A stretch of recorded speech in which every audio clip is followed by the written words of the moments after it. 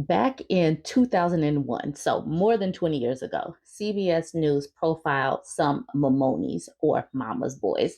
And there is a video clip that has resurfaced, and it probably resurfaced because of Mother's Day. And somebody sent it to me on IG. So let's watch that video. Jobs. They have girlfriends. They have disposable income. But take a look at where they live. Here, here, here, and here. No, those women aren't their maids. These men live in their childhood bedrooms, at home, with Mama. Sociologist Franco Ferrarati has been observing and writing about Italian society for the last half-century. All over Italy, we have met men in their 20s, 30s, 40s, still living home with their mothers, and they tell us this is normal. Is this normal? It is normal from an Italian point of view. You know why? Because the family in this country is still a powerful and essential institution. The family is there to stay forever. And the mother is the center, the pivot of the family. The pivot and the workhorse. Take the Boemo household. Every morning, Signora Boemo, age 77, wakes up at 5 to squeeze fresh orange juice for Giorgio. At 7, she's on her way to the local 15th century church to light candles and tidy up a bit. By the time Giorgio gets home for lunch, his mother has washed his clothes, ironed his clothes, cleaned his room, and of course, cooked him a fabulous meal. Remember, Giorgio is 39. How would you describe living here? Paradiso.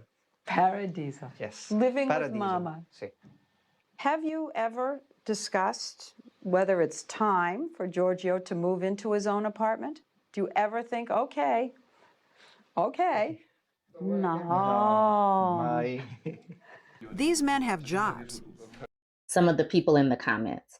Are mothers doing this for their adult daughters? That is questions that need answers. Or are they simply doing this for their sons?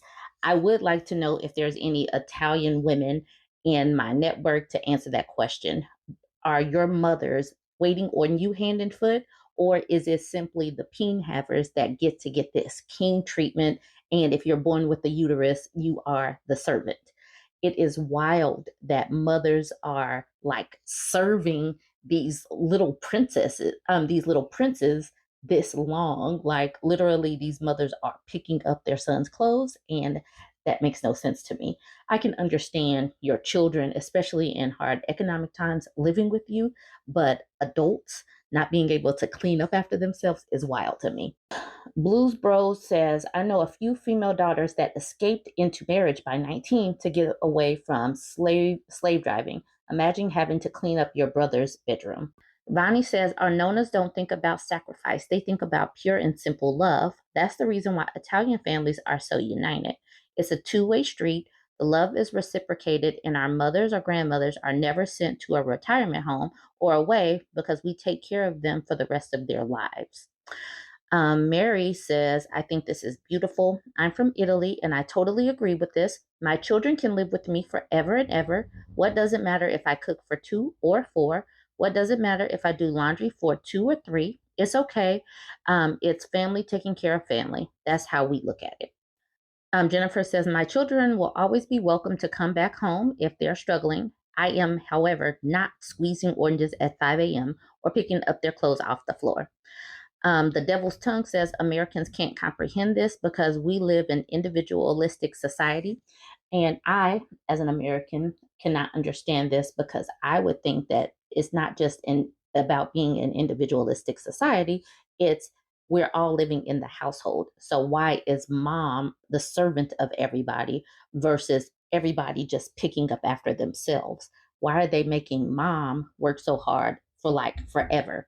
For the whole time they are children through teenage years. Like, why are these adult men being served as if they are little princesses?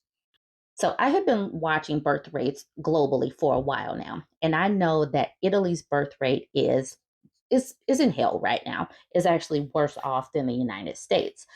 So I decided to look up divorce, and I came across this. Now this is old, but so is that Mammonis video. So let's talk about this. Mama's boys fuel Italy's soaring divorce rate.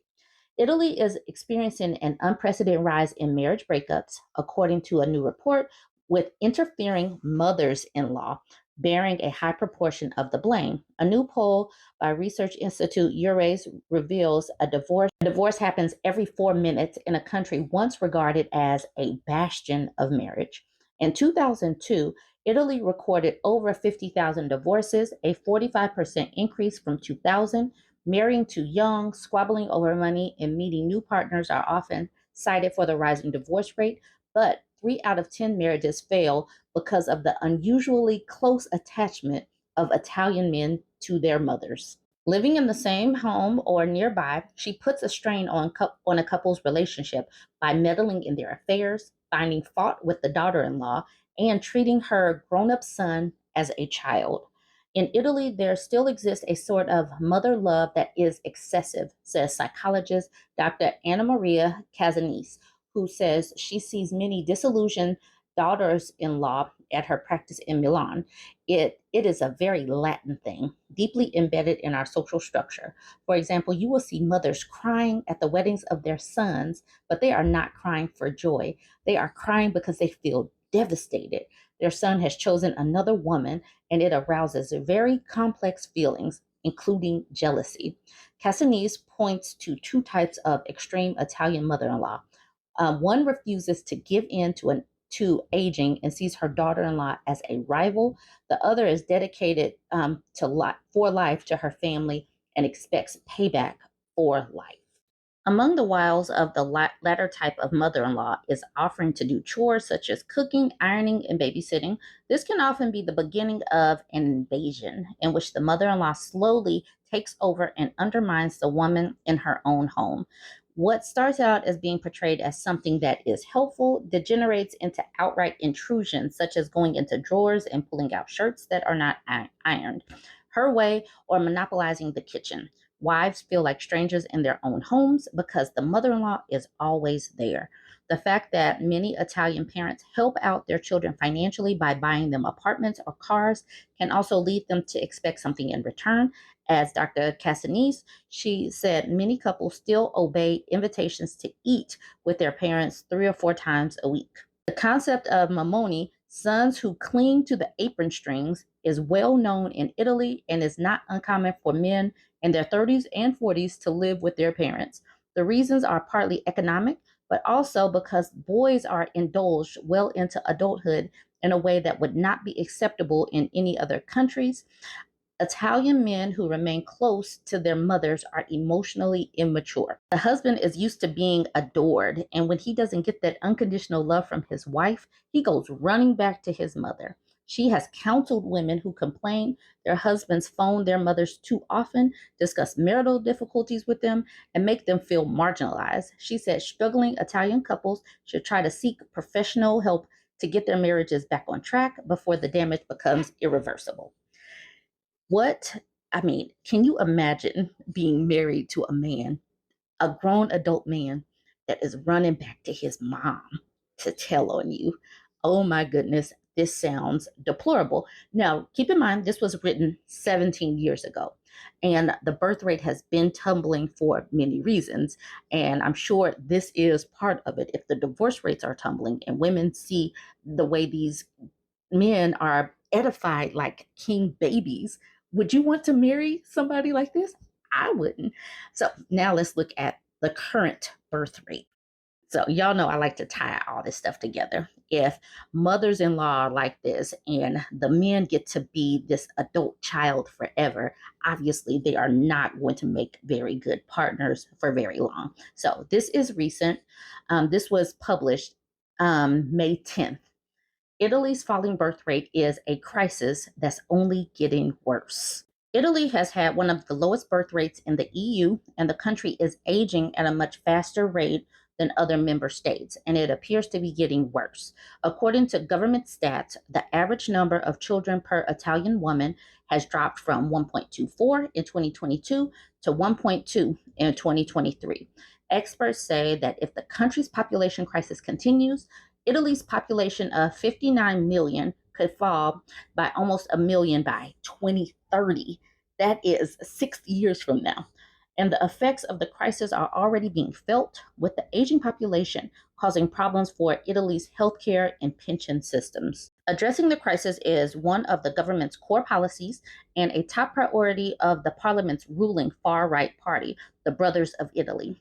But while the argument over how to solve the population crisis has been politicized for years, many are arguing that a consensus on a solution needs to be found. The problems with the way the crisis is currently handled were recently on display at a 2-day conference held in Rome. The event offered a chance to discuss what is being described as a cross party national emergency, but a brief interruption by a group of young activists who attacked the government's anti abortion measures showed how politically divisive the subject still is. Organizers stressed that a private institution was behind the event, private institution was behind the event, not the government.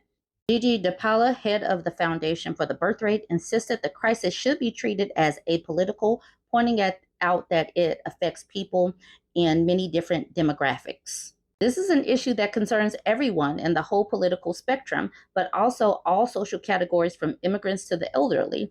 The general director of the Italian National Institution of Stats, Sabrina Prati, told Euronews the crisis has been persistent for many years. Since 2008 until today, we have lost around 200,000 newborns.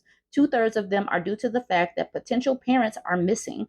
That's because of the decline in births dates back to 30 years ago. In 2023 alone, the government allocated around 1 billion euros for measures aimed at helping women cope with motherhood and work. But Adriano Bordington, president of the National Forum of Families, believes this is not enough and that an EU intervention is required. We are talking about a very difficult challenge of historic proportions for the whole Western world. He said, ideally, Europe should intervene. How do you fix this though? How are they going to make women decide to want to have children, especially if it's cultural that men get to grow up in age, but they don't have to mature into being actual helpful adults? I don't think the way things are moving globally, women are tired of being basic servants forever, and they are simply opting out. So men are going to have to come together with men and figure out how to change the culture surrounding men thinking that they are old servants from the time that they are children up through the time that they become old and infirm. Anyways, I thought that you guys would find this interesting, especially since we are having these conversations about plummeting birth rates. Jump in the comments. Let me know what you think. Don't forget to like, comment.